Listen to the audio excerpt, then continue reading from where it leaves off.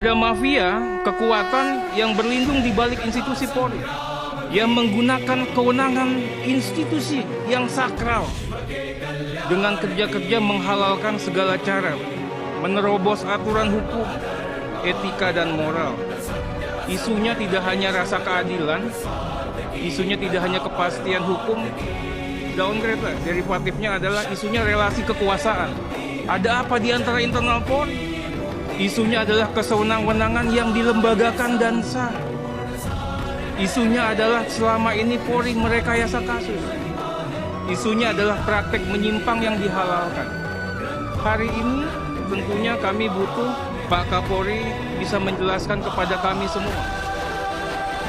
Satres Narkoba Polres Tanjab Barat Polda Jambi di bawah kepemimpinan Epi Koto selaku Kasat Narkoba kembali melakukan pelanggaran dan menabrak sejumlah aturan. Kali ini Satres Narkoba ini melakukan penggerebekan di rumah salah satu warga RT 22, Desa Pematang Lumut, Kabupaten Tanjung Jabung Barat. Warga pemilik rumah tersebut dicurigai sebagai bandar narkoba. Penggerebekan yang dilakukan tanpa surat perintah penggerebekan, tanpa surat perintah penggeledahan serta tanpa saksi.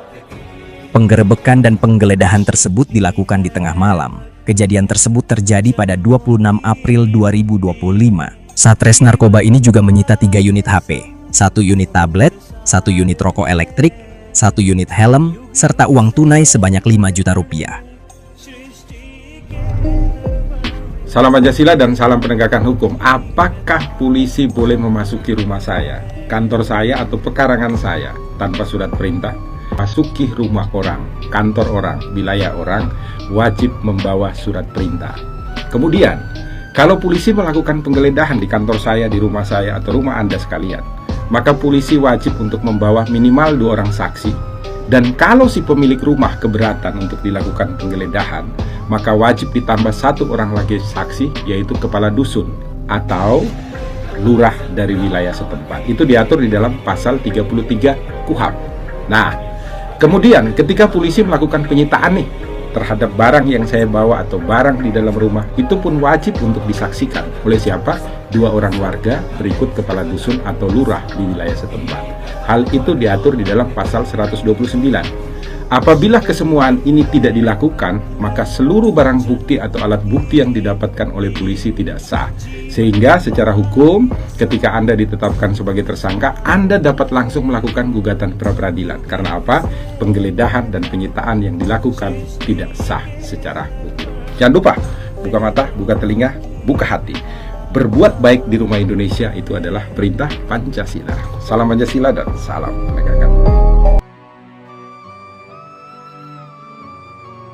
Dalam penggeledahan yang dilakukan Satres Narkoba ini, menemukan barang bukti narkoba jenis sabu dan plastik klip bening, serta timbangan digital. Melihat banyaknya kasus penjebakan yang dilakukan oleh oknum polisi terhadap masyarakat, membuat Amri Kusuma selaku aktivis paling vokal di Jambi dalam mengkritik polisi nakal. Amri menyampaikan kepada media ini meragukan kepemilikan barang bukti yang ditemukan di rumah warga Pematang Lumut. Ada beberapa kecurigaan Amri terkait penggeledahan tersebut. Amri Kusuma menduga ada upaya mengkriminalisasi warga oleh sekelompok polisi nakal dari Satres Narkoba Polres Tanjab Barat ini dengan sengaja tidak membawa saksi dalam penggeledahan yang dilakukan agar mereka lebih leluasa dalam memanipulasi barang bukti. Penggeledahan juga terkesan disengaja pada tengah malam dengan tujuan menunggu tetangga yang berada dekat dengan tempat penggeledahan sudah tertidur agar tidak menyaksikan penggeledahan tersebut sehingga mereka bebas melancarkan rencananya.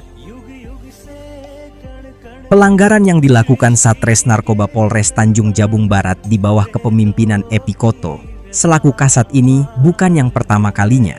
Di tahun 2023 lalu pernah dilaporkan Amri Kusuma ke Paminal Propam Polda Jambi saat Epi Koto bersama timnya menggeledah badan dan menggeledah mobil Amri serta menggeledah rumah yang dihampiri Amri. Penggeledahan yang dilakukan oleh Epi Koto dan timnya terhadap Amri Kusuma tidak membuahkan hasil. Atas insiden tersebut, Epi Koto beserta polisi yang terlibat dalam penggeledahan Amri Kusuma dilaporkan ke Paminal Propam Polda Jambi. Namun sayangnya Paminal Propam Polda Jambi mengirimkan SP 2HP yang menyatakan anggota Polri yang dilaporkan tidak terbukti melakukan pelanggaran. Menurut Amri, lemahnya penindakan Propam sebagai garda terdepan dalam menjaga integritas serta etika anggota Polri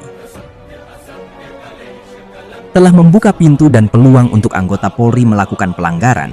contoh nyata seperti yang dilakukan oleh Epy Koto ini, dia tidak akan merasa takut kepada Propam. Membuat Epy Koto ini ketagihan melakukan pelanggaran secara berkontinu karena sudah dapat ia pastikan Propam akan menutupi kesalahan dan pelanggaran yang ia lakukan. Di kalangan masyarakat timbul istilah tidak mungkin jeruk makan jeruk. Istilah itu ditujukan kepada polisi. Tidak mungkin sesama polisi saling hukum. Amri Kusuma meminta kepada Kapolri Jenderal Polisi Listio Sigit Prabowo agar mengevaluasi kinerja Kadif Propam. Dan Amri juga berpesan kepada Inspektur Jenderal Polisi Halomoan Siregar selaku Kapolda Jambi agar dapat mengevaluasi kinerja Bid Propam Polda Jambi karena jutaan warga Jambi telah menumbuhkan harapan kepada Bapak selaku Kapolda Jambi agar dapat memberikan keadilan serta menjauhkan tindakan semena-mena yang dilakukan polisi terhadap warga sepucuk Jambi 9 Lurah ini.